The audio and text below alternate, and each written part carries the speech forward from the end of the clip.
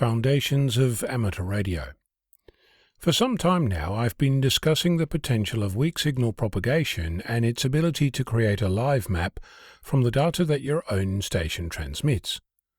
There are several systems in place that show a map of where and when your station was heard in the past little while. Using 200 milliwatts, I've been transmitting a WSPR or weak signal propagation reporter beacon on 10 meters for the past few weeks. At the moment, the furthest away my beacon has been heard is 13,612 kilometers away. That's an 0.2 watt signal heard on the other side of the planet, on 10 meters. As distance goes, it's a third of the way around the globe. I must point out that there's no way of knowing if this signal travelled the short path or the long path. If you've heard those terms, short and long path, but were wondering what they mean, here's how it works. If I get on my bike at my QTH in Perth in VK6 and pedal east until I hit Sydney, I'll have crossed Australia, taken about 184 hours, and travelled about 3,746 kilometres. That's the short path. If I head west instead and start swimming, visit Cape Town, Buenos Aires and Auckland along the way, I'll have travelled much further, still made it to Sydney, but taken the long path. Radio waves can do the same. Depending on propagation, a signal might take either the shortest route or go in the opposite direction and take the longest route along the Great Circle between two stations. I'm mentioning this because WSPR doesn't tell you if it's one or the other, and if you're using a vertical, it could be either. Even directional antennas might receive a signal from unexpected directions. Using one of the mapping tools, WSPR.live, I extracted all the sightings of my call sign and all the reports that I'd made from my receiver. It shows that my newest transmitter has now been heard by 11 stations across 3 continents. Those numbers are just the beginning. I wanted to see on the map where these stations were, so during the week I built a proof-of-concept world map that I used to visually show the 4-character Maidenhead grid squares that my station was heard in. I also had a look to see which stations I'd heard over the years and where they were.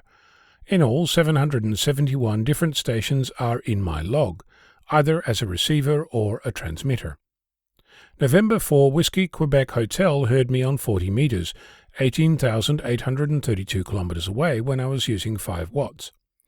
My station has heard or has been heard across 331 different grid squares.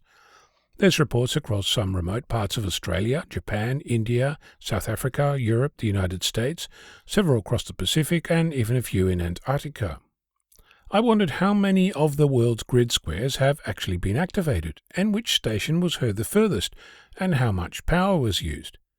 Those numbers will have to wait for another day. I initially started using WSPR.live, which has a neat way of allowing you to embed an SQL query as part of the URL to download the output. I was getting some interesting results, so I thought, rather than hammer this lovely resource with my questions, I should download the raw data instead. So I did. Well, I am. Still, it's big. As of today, there's 166 files taking up 60 gigabytes of compressed data with over 3.5 billion reports. The first spot in that data goes to November 8 Foxtrot Quebec, who heard Whiskey Bravo 3 Alpha November Quebec on Monday the 17th of March 2008 across 911 kilometers on the 30-meter band, transmitting with 28 dBm, or about 630 milliwatts, reporting a signal-to-noise ratio of 1 dB. Using preliminary data to get started, I mapped all the activated squares, each shown as a red box, and saw that my entire map was red. At that point, I figured that either I've got a bug in my code or something else is going on. To give some context before I share what I found, a Maidenhead locator consists of a combination of letters and numbers. For 4-letter grid squares, there's a grand total of 32,400 different combinations, running from Alpha Alpha 00 to Romeo Romeo Niner Niner. They're 2 degrees wide and 1 degree high, and their width depends on where on the planet they are. At the equator, it's about 221 kilometers wide and 111 kilometers tall. At the North and South Pole, it's 0 kilometers wide. If you travel between 2 squares, you might have to move a meter, or the entire width of a grid square. Among the report, I found stations who had activated more than 1 square. That's fair enough.